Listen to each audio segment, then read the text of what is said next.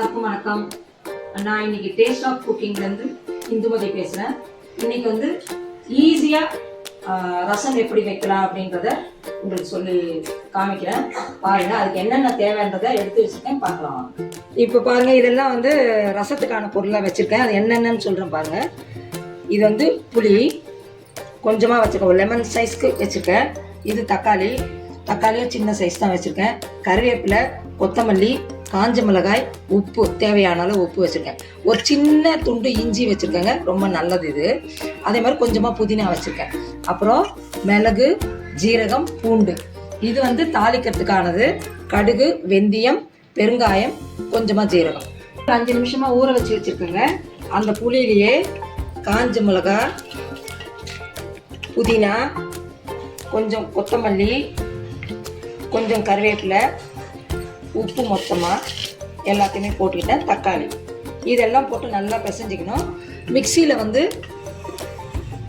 இஞ்சி, கொஞ்சம் கொத்தமல்லி, கருவேப்பிலை,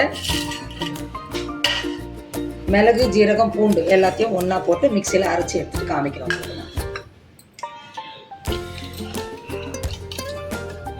மிக்சியில் அரைச்சி எடுத்து வந்துட்டேங்க. இது பாருங்க, குறக்குறன்னு, ரொம்ப நைஸாக அரைக்கக்கூடாது, கொஞ்சம் குறக்குறன்னு அரைச்சிக்கலாம். இப்போ ரசத்தை தாளிச்சிக்கலாம், பார்க்கலாம். இது பிசைஞ்சு, ரசம் நல்லா பிசைஞ்சு வச்சுருக்கோம், பார்த்துக்கோங்க. எல்லாம் போட்டு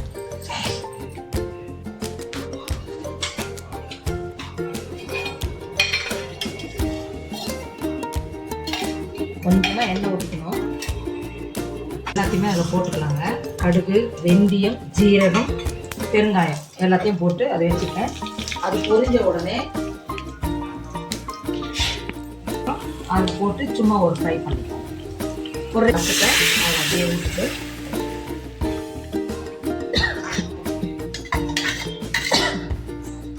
இப்போ கொதி வரணும். ரொம்ப கொதிக்கக்கூடாது, அப்படியே நுரைச்சி வரும். அந்த உடனே எடுத்து நம்ம ஊற்றிக்கலாம். பாருங்க, இப்போதான் அப்படியே கொதி வருது, கொதிக்க போகுது. கொதிக்கிறதுக்கு ஒரு 2 செகண்ட் முன்னாடியே நம்ம எடுத்து கிண்ணத்தில் போட்டுக்கலாம். நுரைச்சி வருதுங்களா? போது ரொம்ப கொதிச்சிடுச்சுன்னா எல்லாமே நம்ம போட்ட எல்லாமே என்ன ஆகும், கீழே போய் அடங்கிடும்.